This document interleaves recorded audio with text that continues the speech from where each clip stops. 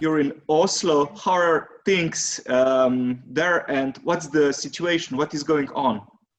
So I'm very much thinking about what happened in my life yesterday, as it relates to both the book that a number of us have been involved in with you, and also what's happening in the United States. Because yesterday, you know, we're all in the same boat when it comes to COVID, but are we in the same boat?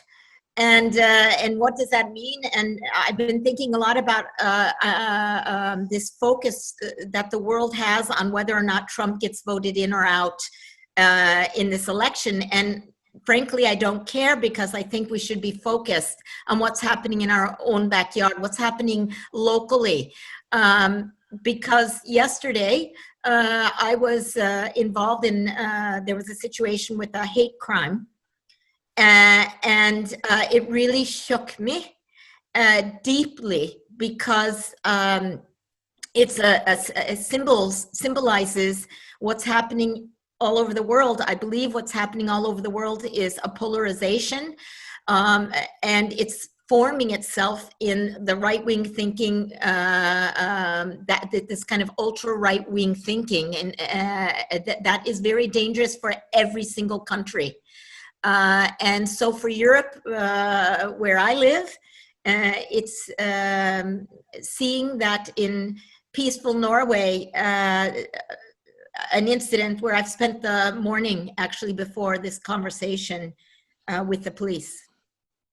So there is time also for anthropologists to intervene, to be more active, more engaged. What can and should anthropologists do in this time of new crisis, which is apparently not just a health crisis? There is also another way of crisis going on. Yeah, I think it's a very serious crisis that's much worse than the health crisis. I think the health crisis, for me, gives us the opportunity to breathe a little, sit back, and think about what's really important. And what's important to me is that we create communities that we all can live together in. And one of the things that I'm reflecting a lot on, what as an anthropologist, and what my chapter is about, is that we have to stop being the expert. And I think this is the same for all subject matter. We need to start being better listeners and be better at facilitating change. So we are anthropologists are, if they use the tools we actually learn under our training, we can facilitate change. And that is by helping others understand each other. So in a way, there is time for new anthropology, if I understand you correctly. Also, anthropologists have to make this shift from the expert to the more humane or people-centered mindset. Well, this is something that you argue, and you have argued for quite some time. It's not new to me. It's not new at all. I've been doing this for 30 years. But I think it's the understanding, the ultimate understanding of what our education in anthropology has actually given us.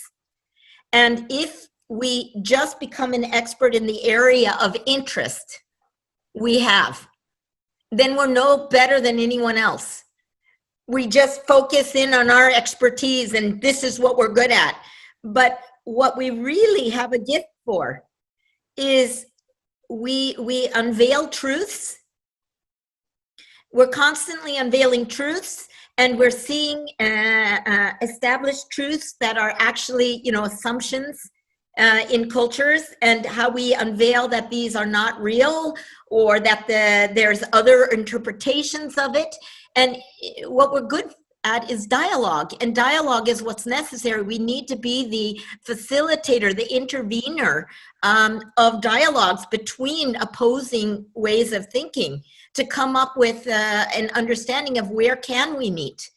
Because as long as the world is polarized, we're not going to get there. But if we can find ways to bring people together and dialogue, I believe that we have the opportunity to come up with even better solutions to the existing problems we have in society. You have been working for years on the edge between the industry and anthropology, between different fields.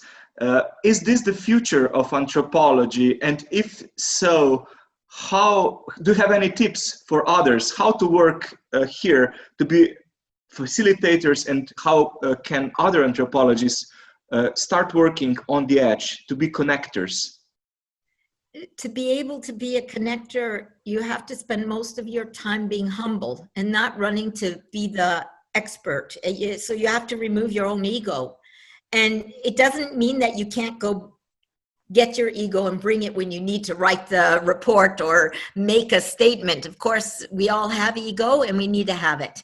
But in these moments when we are in the role of facilitation, the focus needs to be on listening. What do we hear? What do we absorb? How can we translate what we're hearing so others can understand? And that quality is critical in polarized societies, which is what we've seen an increase in globally. But is it something to be learned, or do you have to be born this way, or how do you become a humble person that is able to connect the dots and keep working on the edge? Are you born that way? I doubt it. Does your childhood have an influence in that? Yes.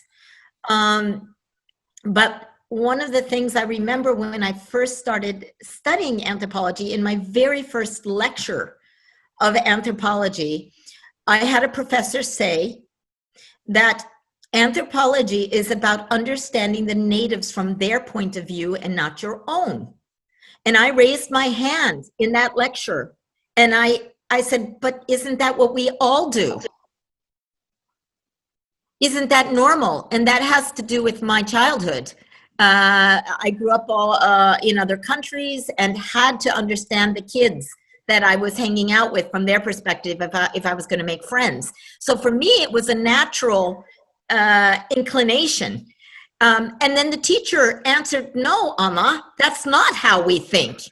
So I'd been going around doing something that was typical anthropology. And so my point with saying this is our education is based on that fundamental principle of understanding others from their perspective and not our own. So we can be trained in it, and we learn to do it when we jump into field work. We're terrified. We're in something we don't understand, and we're sorting through it all, and we have to understand that other perspective. Well, that's the tool that we use in these facilitation process. It doesn't matter what we think or feel. What matters is what's going on in the room.